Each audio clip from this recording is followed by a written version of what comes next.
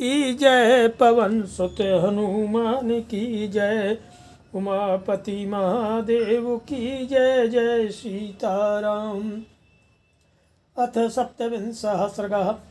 किष्किंधा कांड के 27वें सर्ग में प्रश्रवण गिरि पर श्री राम और लक्ष्मण की आपस में बातचीत का वर्णन किया गया है कि अभिषिक्त हेतु सुग्रीवे प्रविष्टे वानरे गुहाम आजगाम सह भ्रात्रा राम प्रश्रवणम गिरिम। जब वानर सुग्रीव का राज्याभिषेक हो गया और वे किष्किंधा में जाकर रहने लगे, उस समय अपने भाई लक्ष्मण के साथ श्री राम जी प्रश्रवण गिरि पर चले गए।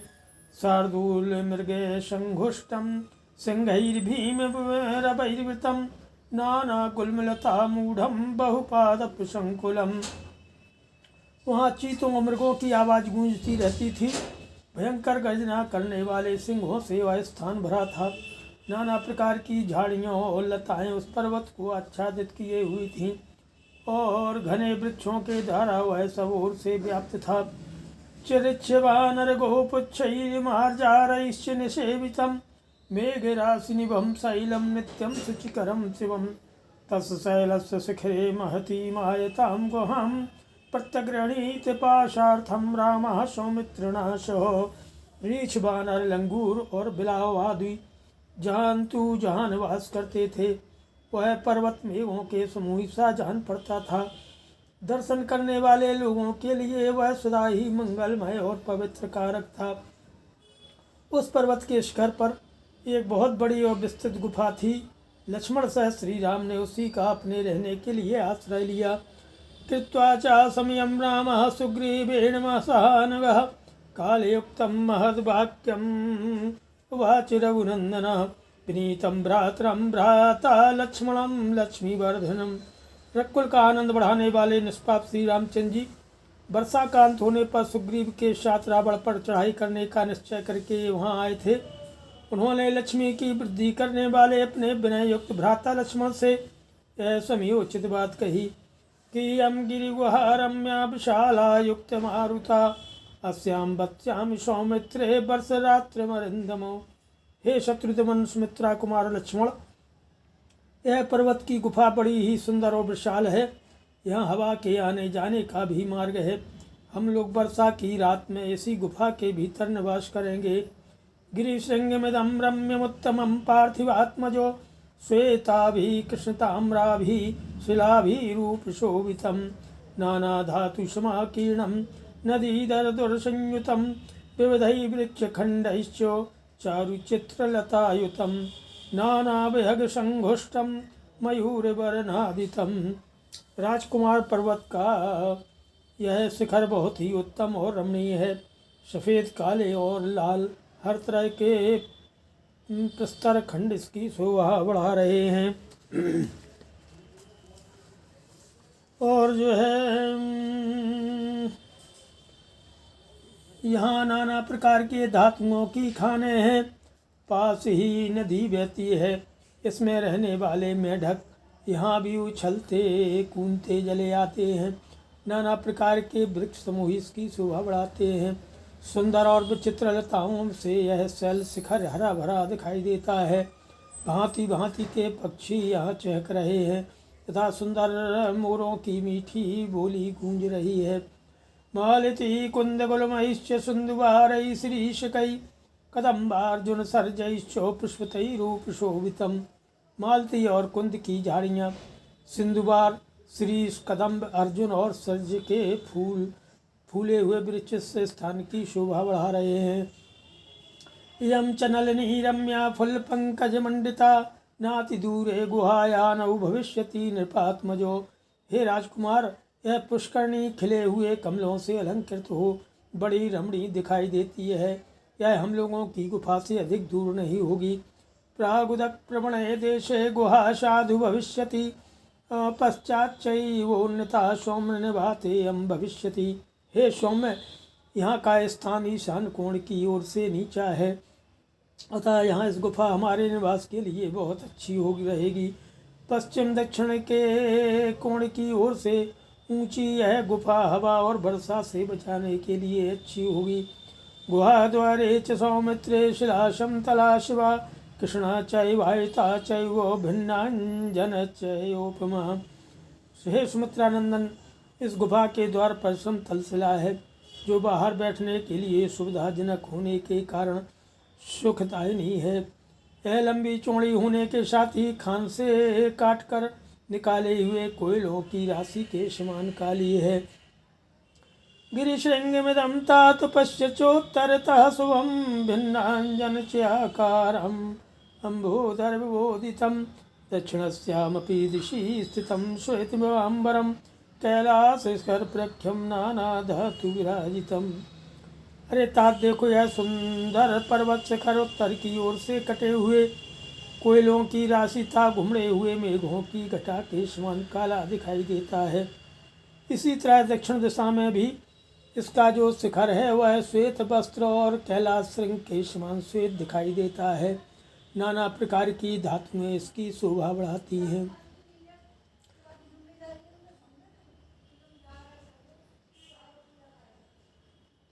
प्राचीन वाहिनीं च नदीं भ्रसमकर्दमां गुहायाः परतः पश्च त्रिकूटे जानवीं वो। वह देखो, इस गुफा के दूसरी ओर त्रिकूट पर्वत के समीप बहने वाली मंदाकिनी के समान तुंगभद्रा नदी बह रही है। उसकी धारा पश्चिम से पूरब की ओर जा रही है। उसमें कीचड़ का नाम भी नहीं है। चंदनई तिलकई शालई तमालई अतिमुक्तकई पद्मकई सरलैश्चैव अशोकैश्चैव शोभिताम्। चंदन, तिलक, ताल, तमाल, अति मुक्तक, पद्मक, सरल और अशोक आदि नाना प्रकार के वृक्षों से उस नदी की कैसी शोभा हो रही है। बानीरैस्तिमिदैश्चैव शुक्लै केतकैरपि हिंतालैतिनीशैनीपै वेतशै कृतमालकै तीरजै शोभिता भाति नानारूपै ततस्ततः वस्नाभरणोपेता प्रमेय देवाभ्यलंकृता। जलव्यत तिमिद व्याकुल केतक हिंताल तिनशनीप शलव्यत कृतमाल आदि भांति भांति के तटवर्ती वृक्षों से जहाँ तहाँ शोभित हुई यह नदी वस्त्राभूषणों से विभूषित श्रृंगार सज्जित युवती स्त्री के समान जान पड़ती है। सतसह पक्षि संघैश्च नानादि विनादिता एकैकमनुरक्तैश्च चक्रवाकैरलंकृता। सैकड़ों पक्षी समूहों से संयुक्त हुई यह नदी उनके नाना प्रकार के कलरवों से गूंजती रहती है। परस्पर अनुरक्त हुए चक्रवाक स्थिरता की शोभा बढ़ाते हैं। पुलनैरतिरम्यैश्च हंस सारस सेविता प्रहसन्ते वाते खाना रत्न समन्विता। अत्यंत रमणीय तटों से अलंकृत नाना प्रकार के रत्नों से संपन्न तथा हंस और सारसों से सेवित यह नदी अपनी हाथ से छटा बिखेरती हुई सी जान पड़ती है। क्वचिन्नीलोत्पलै छन्ना भाति रक्तोत्पलै क्वचिदा भाति शुक्लैश्च दिव्यै कुमुदकुड्मलै पारिप्लवसतै जुष्टा बर्हि कोंच विनादिता रमणीया नदी सोम मुनिसंग निषेविता। कहीं तो यह नील कमलों से ढकी हुई है, कहीं लाल कमलों से शोभित होती है और कहीं श्वेत एवं दिव्य कुमुद कलिकाओं से शोभा पाती है। सैकड़ों जल पक्षियों से सेवित तथा मोर एवं क्रौंच के कलरवों से मुखरित हुई है सोम नदी बड़ी रमणीय प्रतीत होती है।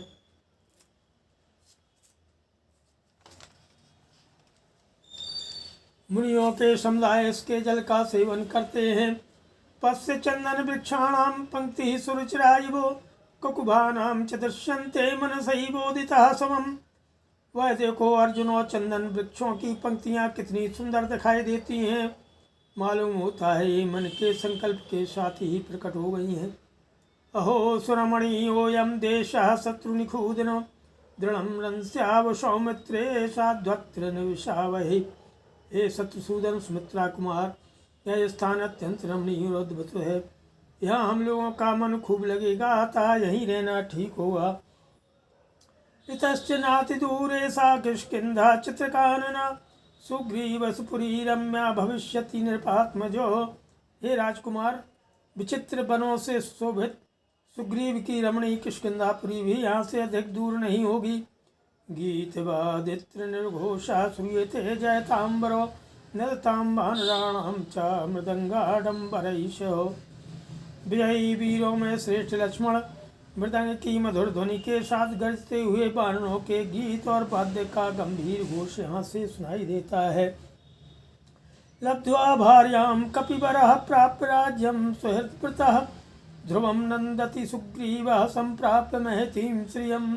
निश्चय ही कपिश्रेष्ठ सुग्रीव अपनी पत्नी को पा करके राज्य को हस्तगत करके और बड़ी भारी लक्ष्मी पर अधिकार प्राप्त करके सुहृदों के साथ आनंद उत्सव मना रहे हैं। इति युक्त्वा निवसत्ततो राघवः स लक्ष्मणः बहुदृश्यधरी कुंजे तस्मिन् श्रवणे गिरौ।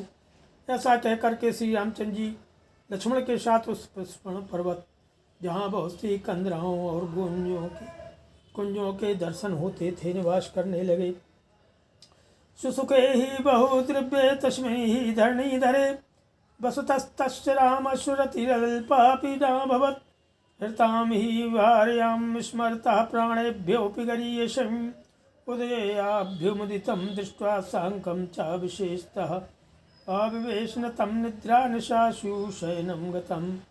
यद्यपि उस पर्वत पर परम सुख प्रदान करने वाले बहुत से फल फूल आदि आवश्यक पदार्थ थे, फिर भी राक्षस द्वारा हरी गई प्राणों से भी बढ़कर आदरणीय सीता का स्मरण करते हुए भगवान श्री राम को वहाँ तनिक भी सुख नहीं मिलता था।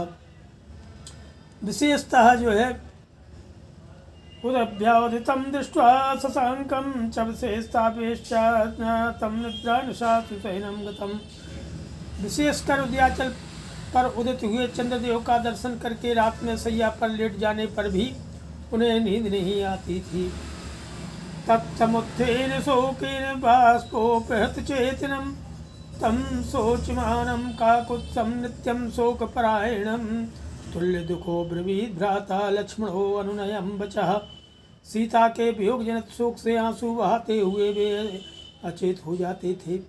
श्री राम को निरंतर शोकमग्न रहकर चिंता करते देख उनके दुख में समान रूप से भाग लेने वाले भाई लक्ष्मण ने उनसे विनयपूर्वक कहा, केवलम वीरवतां गत्वा न तुम शोचितुमर्हसि सोचितो ह्यवशीदन्ति सर्वार्था विदितं हिते। अरे वीर, इस प्रकार व्यथित होने से कोई लाभ नहीं है, अतः आपको शोक नहीं करना चाहिए, क्योंकि शोक करने वाले पुरुष के सभी मनोरथ नष्ट हो जाते हैं। यह बात आपसे छिपी नहीं है। भवान क्रिया परो लोके भवान देव परायणः आस्तिको धर्मशीलश्च व्यवसायी च राघवो। हे रघुनंदन, आप जगत में कर्मठ वीर तथा देवताओं का समादर करने वाले हैं, आस्तिक धर्मात्मा और उद्योगी हैं। नायव्यवसितः शत्रुं राक्षसं तं विशेषतः समर्थस्त्वं रणे हन्तुं विक्रमे जेय कारणम्। यदि आप शोक बस उद्यम छोड़ बैठते हैं तो पराक्रम के स्थान स्वरूप सम्रांगण में कुटिल कर्म करने वाले उस शत्रु का जो विशेषतः राक्षस है वध करने में समर्थ न हो सकेंगे। समुन्मूल शोकम तम व्यवसायम स्त्री कुरु तथा सपरिवारम तम राक्षसम हंतुम अर्हसि। अतः आप अपने शोक को जड़ से उखाड़ फेंकिए और उद्योग के विचारकों से स्थिर कीजिए, तभी आप परिवार सहित उस राक्षस का विनाश कर सकते हैं। ते पृथ्वीमपि काकुत्स्थसागर बनाचलां परिवर्तयितुं शक्तः किं पुनस्तं कीरावणं।